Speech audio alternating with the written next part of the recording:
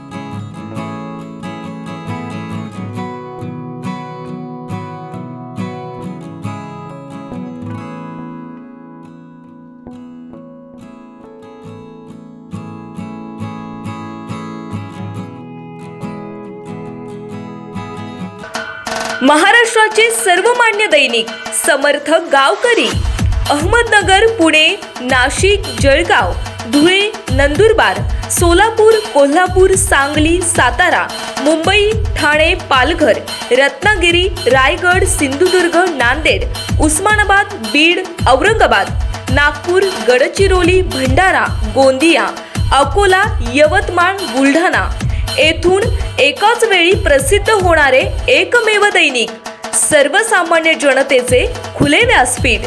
संपादक आहेत Vishwasrao Arote. Mobile number आहे 94 23 38 85 08। दुसरा मोबाईल नंबर 94 23 46 72 72।